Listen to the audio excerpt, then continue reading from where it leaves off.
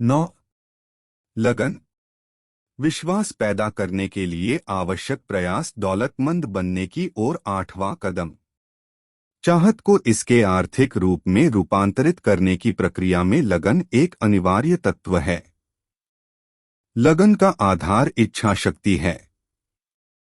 इच्छा शक्ति और प्रबल इच्छा जब सही तरीके से मिल जाते हैं तो एक ऐसा युग्म बन जाता है जिसका कोई तोड़ नहीं है। जो लोग बेहद अमीर बनते हैं उन्हें आम तौर पर भावशून्य और कई बार निर्मम भी समझा जाता है। प्रायः उन्हें गलत समझ जाता है। उनमें इच्छा शक्ति होती है जिसे वे लगन के साथ मिला देते हैं और इस तरह वे अपने लक्ष्यों को हासिल करना सुनिश्चित कर लेते हैं। हेनरी फोर्ड को भी क्रूर और निर्मम समझा जाता रहा है। यह गलतफहमी इसलिए हुई कि वे ऑफिस में अपने प्लान के प्रति लगन से जुटे रहते और जुटे रहने के लिए जोर देते थे। ज्यादातर लोग पहली मुश्किल या पहली मुसीबत सामने आते ही अपने लक्ष्यों और इरादों को दूर फेंक देते हैं। कुछ लोग सारे विरोध के बावजूद आगे बढ़ते हैं जब तक कि वे अपने लक्ष्य को हासिल नहीं कर लेते। लगन शब्द के पीछे कोई बहुत बड़ा अर्थ नहीं छुपा हुआ है, परंतु यह गुण इंसान के चरित्र के लिए उतना ही महत्वपूर्ण है जितना कि स्टील के लिए कार्बन। दौलत कमाने में आम तौर पर इस फिलॉसफी के सभी 13 तत्वों पर अमल करने की जरूरत होती है। जो लोग अमीर बनना चाहते हैं उन्हें इन सिद्धांतों को समझना चाहिए और इनके साथ लगन का समावेश करना चाहिए। अगर आप इस पुस्तक को इस इरादे से पढ़ रहे हैं कि आप इसके ज्ञान को अपने जीवन में उतारेंगे तो आपकी लगन का पहला इम्तिहान तब होगा जब आप अध्याय 2 में दिए गए 6 कदमों का अनुसरण करना शुरू करेंगे। जब तक कि आप उन 2% लोगों में से न हों जिनका पहले से ही निश्चित लक्ष्य हो जिसके तरफ ही आगे बढ़ रहे हों और जिनके पास इस लक्ष्य को हासिल करने के लिए कोई निश्चित योजना है, तब तक आप निर्देशों को पढ़ेंगे और अपनी रोजमर्रा की जिंदगी जीते रहेंगे और उन निर्देशों का पालन नहीं करेंगे। लगन का अभाव असफलता के सबसे बड़े कारणों में से एक है। यही नहीं, हजारों लोगों के अनुभव ने यह सिद्ध किया है कि लगन का अभाव एक ऐसी कमजोरी है जिसे प्रयास से दूर किया जा सकता है। आप कितनी ऐसे से लगन के अभाव को जीत सकते हैं, यह पूरी तरह इस बात पर निर्भर करता है कि आपकी इच्छा कितनी प्रबल है। समूची उपलब्धि का शुरुआती बिंदु है चाहत। इसे हमेशा अपने दिमाग में रखें। कमजोर इच्छाओं के परिणाम भी कमजोर होते हैं, जिस तरह कम आग कम गर्मी मिलती है। अगर आप पाए कि आप में लगन का अभाव है तो इस कमजोरी का इलाज यह है कि आप अपनी चाहत की आग को प्रबल बना लें।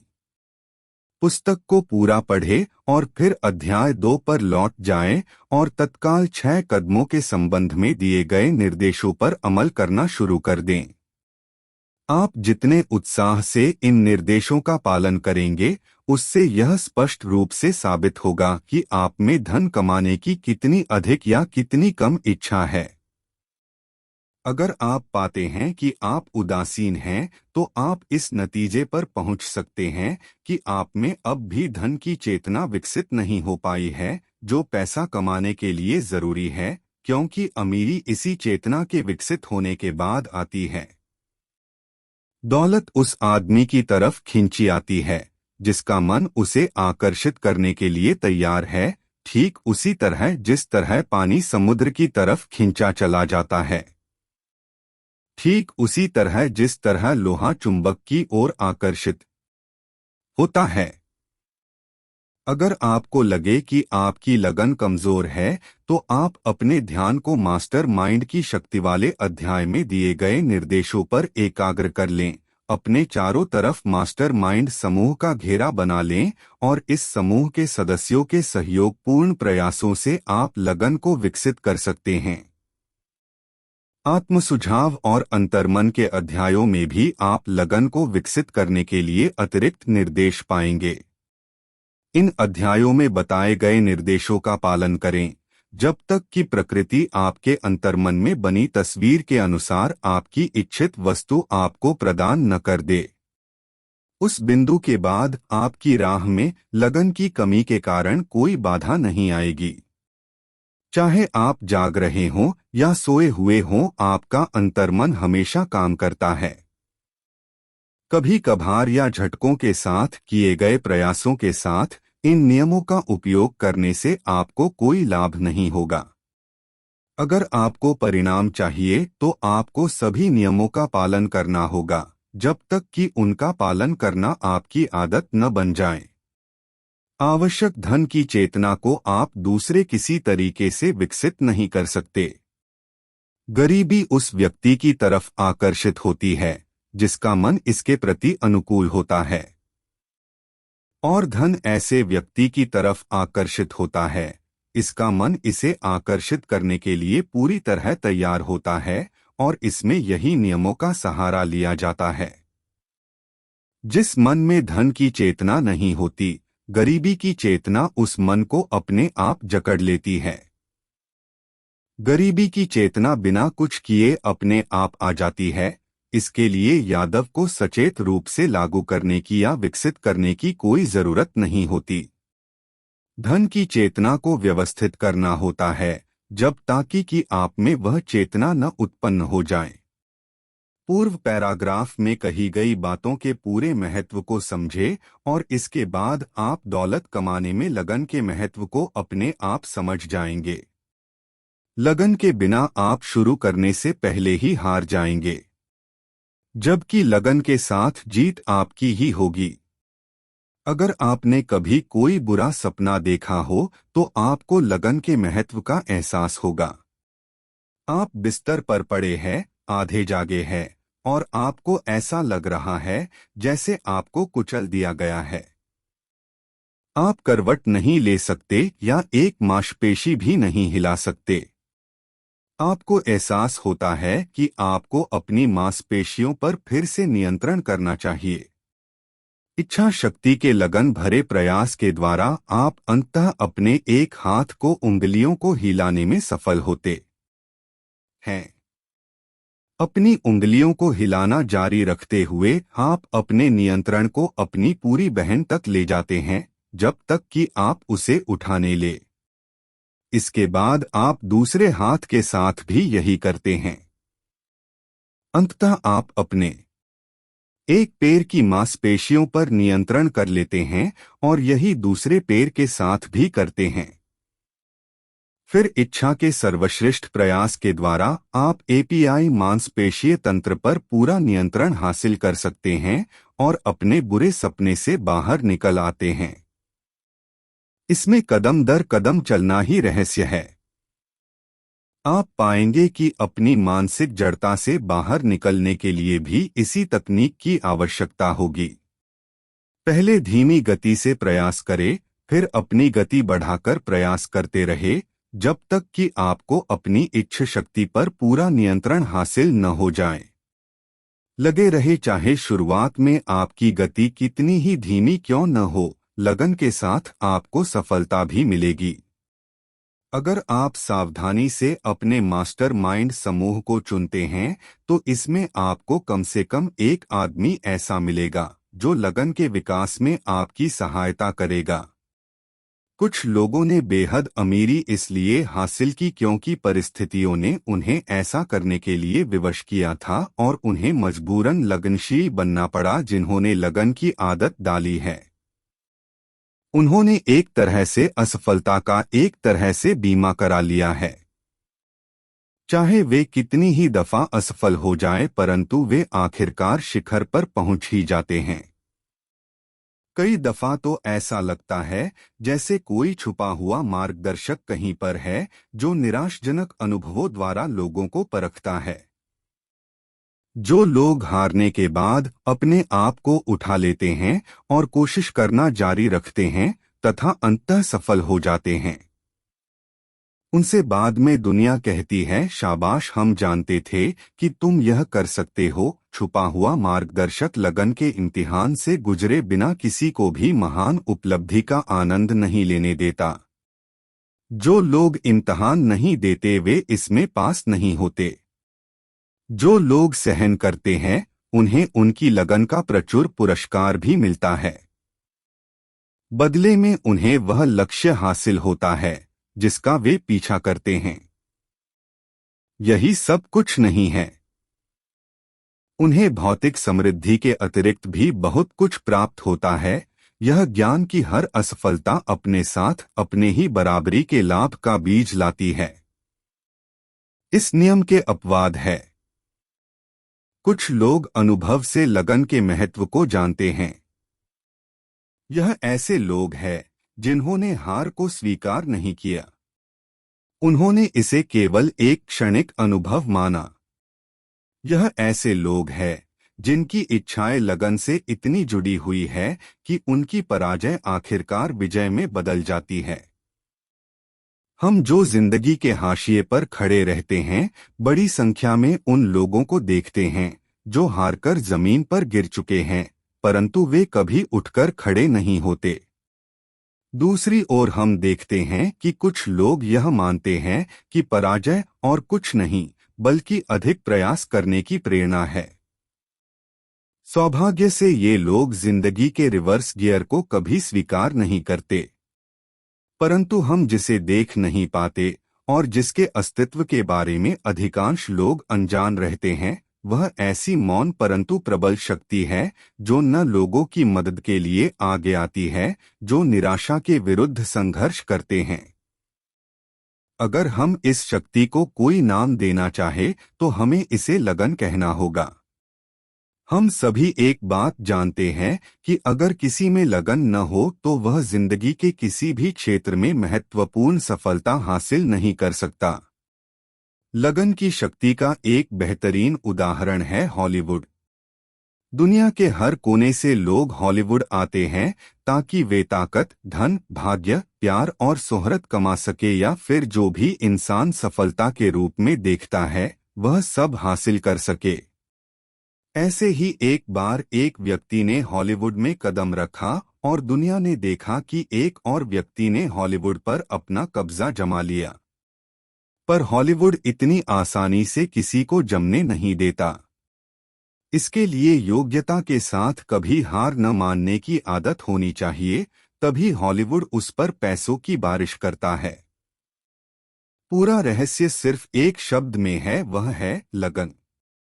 एक्टर जिसने हमें एशिया के मार्शल आर्ट्स के लिए जागरूक किया वह था ब्रूस ली।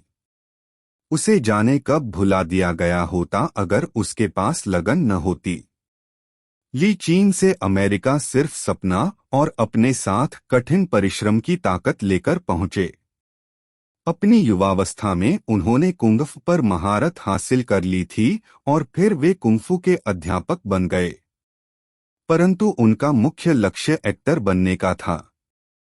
उन्होंने कुछ फिल्मों और टीवी पर छोटे मोटे रोल किए, पर उन्हें ऐसा लगता है उनका सबसे बड़ा ब्रेक तब मिलने वाला था जब टीवी सीरियल के प्रोड्यूसर को एक कुंगफू सीरियल के लिए एक ऐसा एक्टर चाहिए था जिसे मार्शल आर्ट्स का ज्ञान हो। वे स्क्रीन टेस्ट में पास हो गए थे और उस रोल को पाने के लिए उम्मीद जगने लगी थी। पर दुर्भाग्यवश वह रोल एक अन्य एक्टर डेविड कार्डाइन को दे दिया गया था। निराश ली एक्टिंग छोड़कर फिर से अध्यापक बनने जा रहे थे। जब एशियाई लोगों को यह बात पता चली तो उन्होंने उसे हार न मानने का और कार्य के प्रति लगन से समर्पित रहने का सुझाव दिया। जल्दी ही यह बात फिल्म इंडस्ट्री के हर तरह के लोगों के बीच फैल गई और ली ने नए रोल के लिए प्रयास करना जारी रखा। उन्होंने कभी हार नहीं मानी। उन्होंने कई फिल्मों में कई रोल किए और उनकी छवि एक ऐसे एक्टर के रूप में हुई जिन्होंने मार्शल आर्ट्स के प्रति संपूर्ण विश्व में जागरूकता फैलाई। इस वजह से उनका एशियाई देशों में ही नहीं बल्कि संपूर्ण विश्व में सम्मान किया जाता है। यह दुखद था कि उनकी इस सफलतम जीवन का अंत मात्र वर्ष की आयु में हो गया, पर उनकी प्रसिद्ध आज भी है। ब्रूस ली को सिर्फ उनके प्रशंसकों द्वारा ही नहीं याद किया जाता है, बल्कि उन लोगों के द्वारा भी याद किया जाता है जो उस समय पैदा भी नहीं हुए थे जब उनका जन्म हुआ था। आज भी उनके टीवी शो और फिल्में संपूर्ण विश्व में देखे जाते हैं।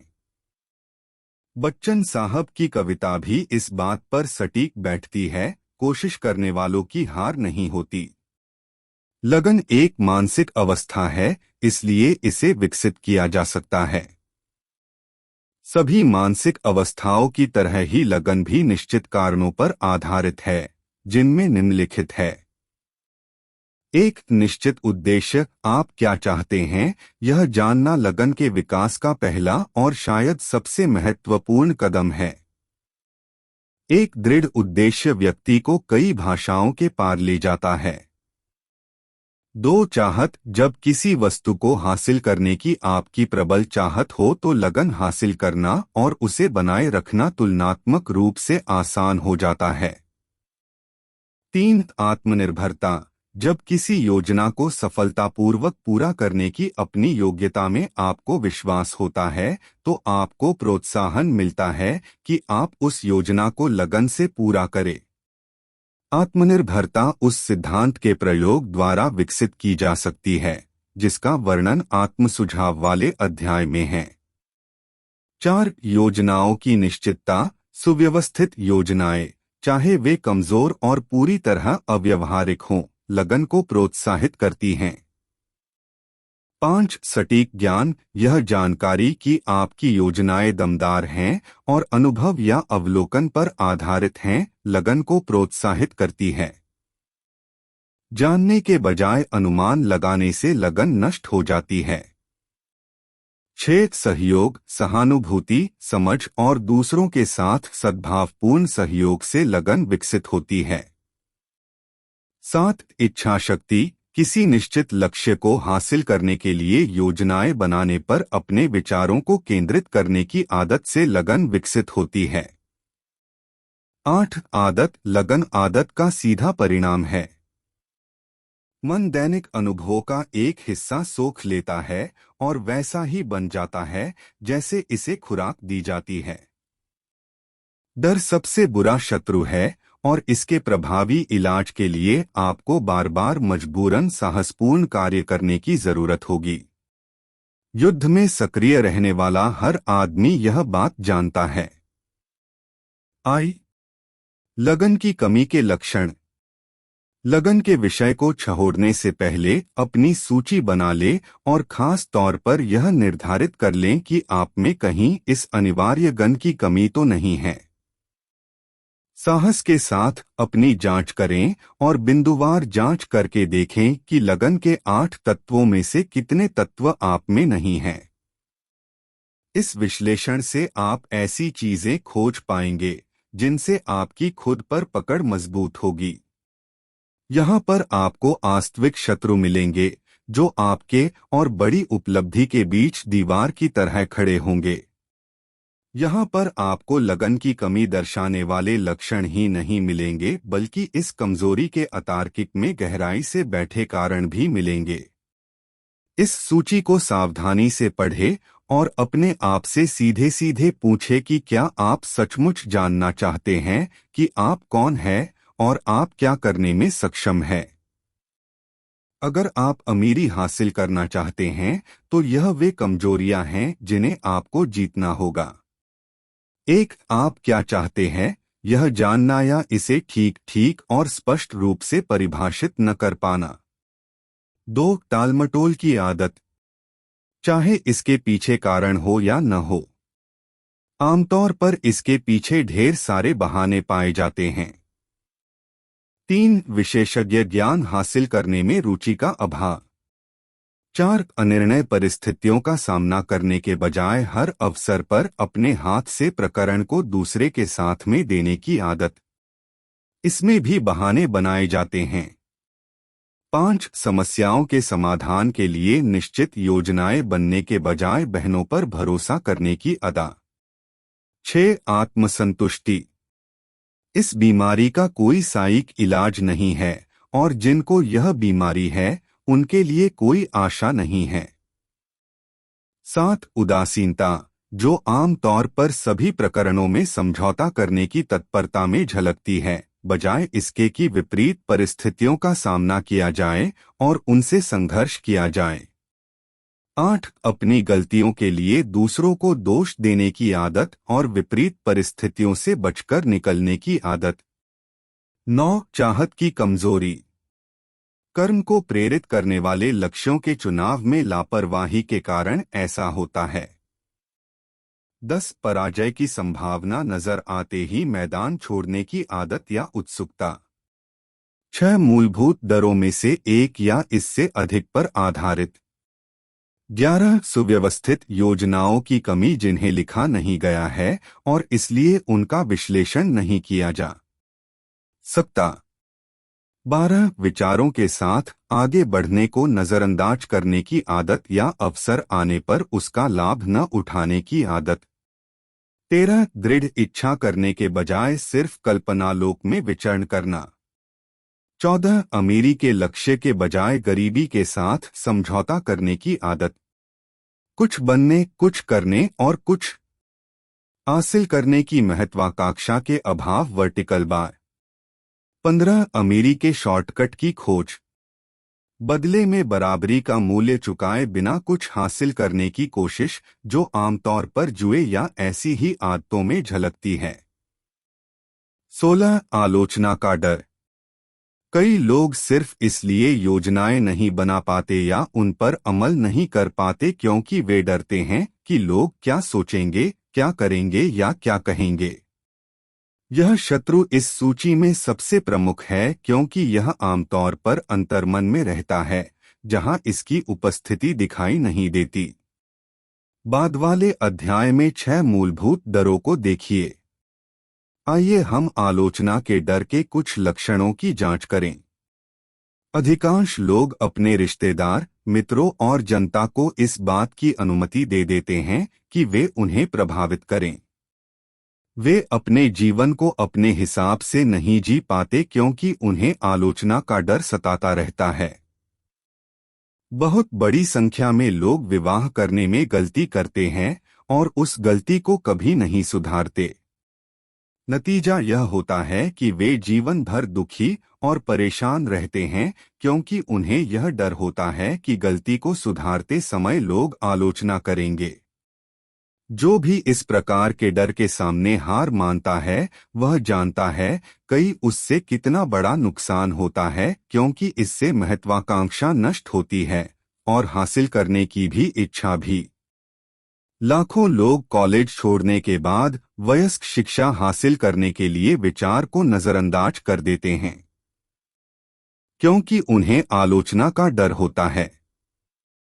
अनगिनत स्त्री पुरुष, युवा और बूढ़े अपने रिश्तेदारों को यह अनुमति देते हैं कि वे कर्तव्य के नाम पर उनकी जिंदगी तबाह कर दें और ऐसा सिर्फ इसलिए होता है क्योंकि उन्हें आलोचना का डर होता है।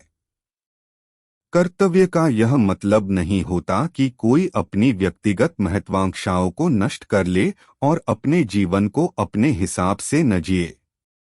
लोग बिजनेस में जोखिम उठाने से इनकार कर देते हैं क्योंकि उन्हें उस आलोचना का डर होता है तो असफल होने के बाद उन्हें सुनने को मिलेगी। न मामलों में आलोचना का डर सफलता की इच्छा से अधिक प्रबल होता है। बहुत सारे लोग खुद के लिए ऊंचे लक्ष्य बनाने से इनकार कर देते हैं या करियर चुनने को भी नजरअंदाज कर देते हैं क्योंकि उन्हें रिश्तेदारों और दोस्तों की आलोचना का डर होता है, जो यह कह सकते हैं, ज्यादा ऊंचे लक्ष्य मत बनाओ, लोग सोचेंगे कि तुम्हारा दिमाग खिसक गया है। जब एंड्रू कार्नेगी ने सुझाव दिया कि मैं 20 साल तक व्यक्तिगत उपलब्धि की फिलॉसफी विकसित करने में मेहनत करूं तो मेरी पहली प्रतिक्रिया यही डर था कि लोग क्या कहेंगे। इस सुझाव से मेरे सामने एक ऐसा लक्ष्य आ गया जो मेरी कल्पना से भी ऊंचा था। एक ही झटके में मेरा दिमाग बहाने बनाने लगा और यह सभी बहाने आलोचना के इसी अंदरूनी डर की वजह से बने थे।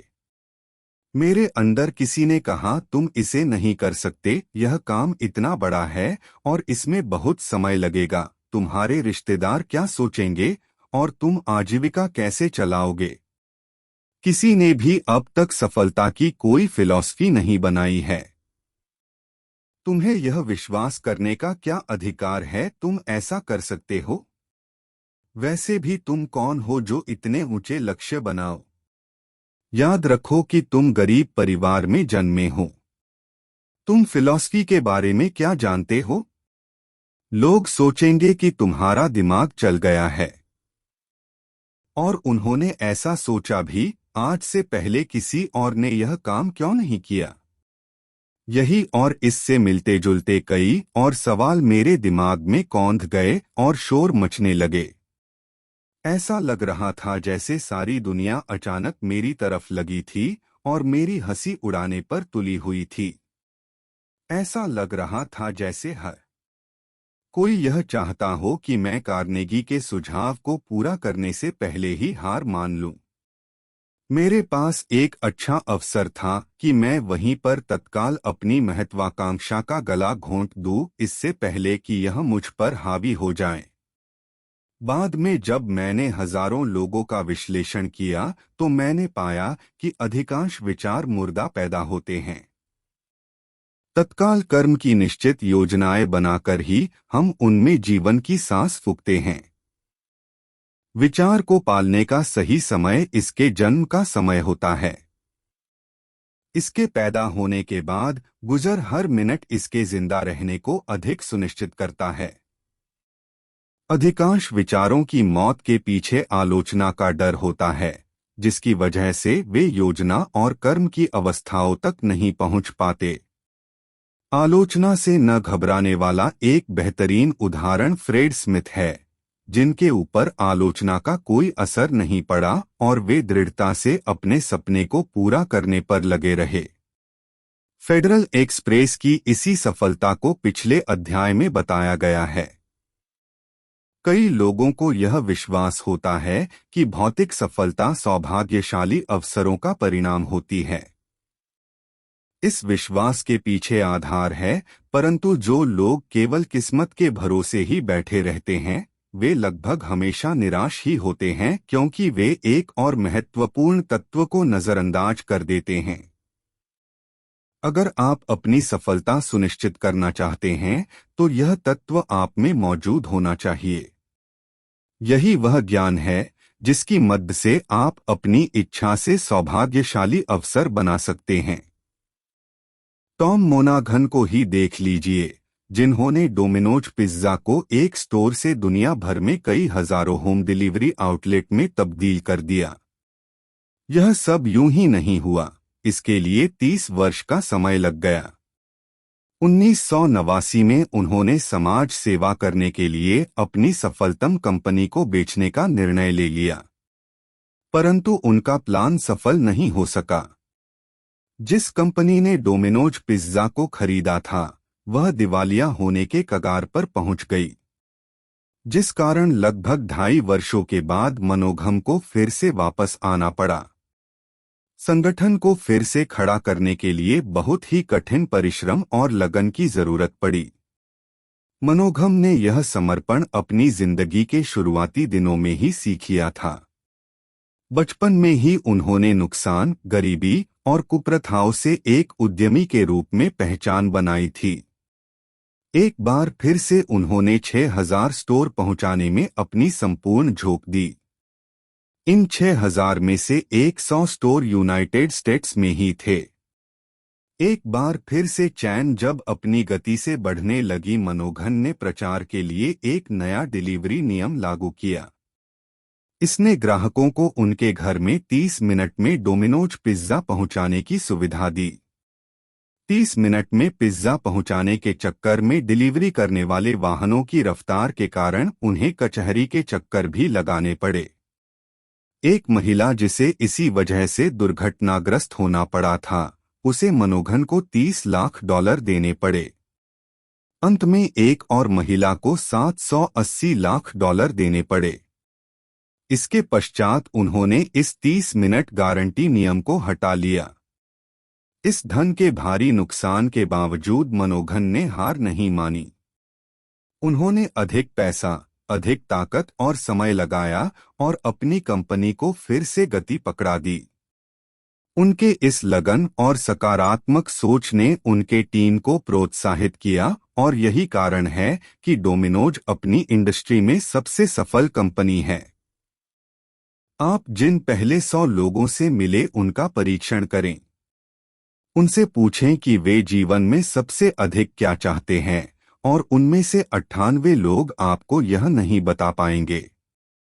अगर आप जवाब देने के लिए उन पर जोर डालेंगे तो कुछ कहेंगे सुरक्षा, कुछ कहेंगे धन, कुछ कहेंगे सुख, बाकी कहेंगे शोहरत और शक्ति तथा बचे हुए लोग कहेंगे सामाजिक प्रतिष्ठा, आरामदेह जीवन, गाने, नाचने या लिखने की योग्यता। परंतु उनमें से कोई भी इनको परिभाषित करने में समर्थ नहीं होगा या आपको उस योजना के बारे में हल्का सा संकेत भी नहीं दे पाएगा जिसके द्वारा वे अपनी अस्पष्ट इच्छाओं को हासिल करने की अपेक्षा रखते हैं। अमीरी सिर्फ कल्पनाओं से नहीं आती।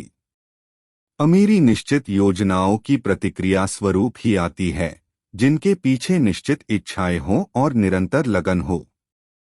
लगन कैसे विकसित करें? लगन की आदत डालने के 4 आसान कदम हैं। इनके लिए यह आवश्यक नहीं है कि आप में बहुत बुद्धि हो या आप उच्च शिक्षित हो या आपको इसमें बहुत समय या प्रयास देना पड़े।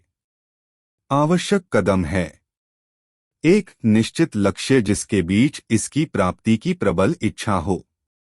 2. एक निश्चित योजना जिस पर लगातार काम किया जाए।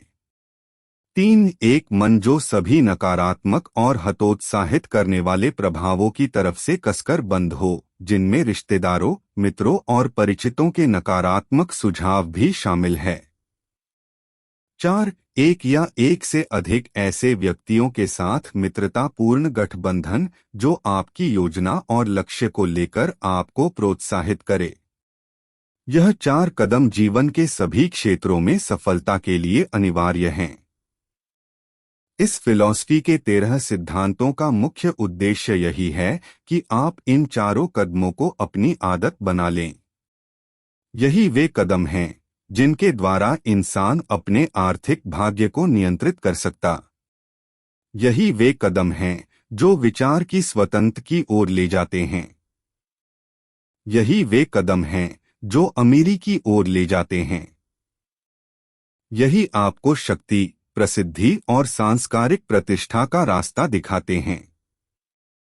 यही वे 4 कदम हैं जो आपको लाभदायक अवसरों की गारंटी देते हैं। यही वे कदम हैं जो सपनों को भौतिक यथार्थ में बदलते हैं। यही आपको डर, हताशा, उदासीनता पर विजय दिलवाते हैं। जो इन 4 कदमों को उठाना सीख जाते हैं उन सभी के लिए एक शानदार पुरस्कार है। यह पुरस्कार है अपना खुद का टिकट लिखने का अधिकार और जीवन से अपनी मुहमांगी कीमत मांगने और पाने का रास्ता। लगनशील व्यक्तियों के पास वह कौन सी रहस्यमय शक्ति होती है जिसकी वजह से उनमें मुश्किलों पर विजय प्राप्त करने की क्षमता होती है? क्या लगन का गुण इंसान के मन में किसी तरह की आध्यात्मिक, मानसिक या रासायनिक गतिविधि को उत्पन्न करता है जो पराभौतिक शक्तियों को उसके संपर्क में ले आती है? क्या असीम शक्ति उस व्यक्ति के पक्ष में हो जाती है जो युद्ध हार जाने के बाद भी संघर्ष करता रहता है जब सारी दुनिया उसके विधिर खेमे में हो? यह और इसी तरह के कई सवाल मेरे मन में तब आए जब मैंने हेनरी फोर्ड जैसे लोगों का अवलोकन किया जिन्होंने शून्य से शुरुआत की और बाद में विराट औद्योगिक साम्राज्य स्थापित किया तथा शुरुआत में उनके पास लगन के सिवाय कुछ भी न था। थॉमस अलावा एडिसन को ले लें जो सिर्फ 3 महीने स्कूल गए थे परंतु वे विश्व के महान आविष्कारक बन गए और उन्होंने लगन को talking machine, moving picture machine और बिजली के बल्ब और 50 अन्य उपयोगी आविष्कारों में परिवर्तित कर दिया। मुझे एडिसन और फोर्ड का विश्लेषण करने का सुखद अवसर मिला है और मैंने कई वर्षों तक लगातार उनके करियर पर निगाह रखी है। मैंने उनका करीब से अध्ययन किया है, इसलिए मैं यह बात वास्तविक ज्ञान के आधार पर कह रहा हूं कि मैंने उन दोनों ही में लगन के अतिरिक्त और कोई गुण नहीं देखा जिससे यह दूर दूर तक आभास हो कि वह उनकी महान उपलब्धियों का स्रोत हो सकता है। अगर कोई व्यक्ति सफल लोगों पर थोड़ी बहुत भी जांच पड़ताल करता है तो वह इस निष्कर्ष में जरूर पहुंच जाएगा कि उनकी सफलता के मुख्य स्रोत दृढ़ता, लगन, कोशिश और निश्चित लक्ष्य थे। समर्पण और लगन का एक बेहतरीन उदाहरण स्टारबक मैन होवार्ड शुल्ज है। किसी नए विचार के सफल होने के लिए 3 तत्वों की जरूरत होती है: उद्देश्य, धैर्य और दृढ़ विश्वास। Vertical bar. शुल्ज को सिएटल में एक छोटी सी कॉफी डिस्ट्रीब्यूटर, जिसके कुछ आउटलेट्स थे, में सेल्स और मार्केटिंग को मैनेज करने के लिए नौकरी मिली। उनकी उस समय शादी हुई थी और उम्र मात्र 29 वर्ष थी। उन्होंने और उनकी पत्नी ने इस नई नौकरी के लिए न्यूयॉर्क शहर का अपना घर छोड़ दिया। 1 वर्ष पश्चात शुल्ज एक व्यावसायिक ट्रिप पर इटली गए हुए थे। उन्होंने वहां पर देखा तो पाया कि इटालियन संस्कृति में कॉफी कितनी महत्वपूर्ण है। वास्तविकता में उनकी सुबह की शुरुआत बेहतरीन कॉफी बार में एक कप कॉफी से होती है। काम के पश्चात मित्र और सहकर्मी एक बार फिर से कॉफी बार में मिलते तथा घर वापस होने से पहली कॉफी की चुस्की का आनंद लेते। यह इटालियन जिंदगी का अभिन्न अंग है। शुल्ज के मन में यह विचार कौन था कि इसकी शुरुआत अमेरिका में भी की जा सकती है। उन्हें ऐसा लगा कि स्टारबक्स की शानदार कॉफी अमेरिका में नई शुरुआत कर सकती है। इस चैन को बनाना शुल्ज का जुनून बन गया। वह कॉफी बार की चैन बनाने के लिए दृढ़ प्रतिज्ञ हो गए। परंतु स्टारबक्स कॉफी के मालिक उनकी बात से सहमत नहीं थे। वे कॉफी व्यापार के होलसेल व्यवसायी थे और रेस्टोरेंट के लिए उनके पास सिर्फ एक छोटी सी दुकान थी। अपने लक्ष्य को लागू करने के लिए शुल्ज ने स्टारबक्स की अपनी नौकरी छोड़ दी। 1986 में सिएटल में उन्होंने अपना पहला कॉफी बार खोला। यह एक त्वरित सफलता में तब्दील हो गया। फिर उन्होंने सिएटल में एक और बार खोला तथा फिर वैंकूवर में खोल लिया। अगले ही वर्ष उन्होंने स्टारबक्स को खरीद लिया और उसी के नाम पर अपनी कंपनी का नाम रख लिया। शुल्ज को विश्वास था कि स्टारबक्स की शानदार गुणवत्ता वाली कॉफी एक दिन अमेरिकी लोगों के प्रत्येक दिन का हिस्सा बन जाएगी। उनकी यह सोच सच में कारगर साबित हुई और 1988 तक उनकी कंपनी दिन दूनी रात चौगुनी तरक्की करती रही। स्टारबक्स ने अमेरिका में सैकड़ों कॉफी बार खोल दिए जहां व्यावसायिक लोग काम के पश्चात बैठकर बात करें और कॉफी की चुस्की लेते हुए अपने कार्य के दबाव से बाहर निकल सके। उनकी यह सोच यहां तक कारगर साबित हुई कि नौजवान लोग अपनी डेट कॉकटेल पर करने के बजाय एक कप कॉफी पर करने लगे। परिवार रोजमर्रा की जिंदगी से उबने के पश्चात फिल्म देखने के बाद यहां बैठा करते थे। स्टारबक्स लगातार 3 वर्ष नुकसान पर गया। सिर्फ 1989 में $10 लाख से अधिक का नुकसान हुआ था। पर शुल्ज ने हार नहीं मानी। उन्हें पूर्ण रूप से विश्वास था कि इस कंपनी को दृढ़ करने का यही रास्ता है। यह नुकसान जल्द ही लाभ में परिवर्तित होगा।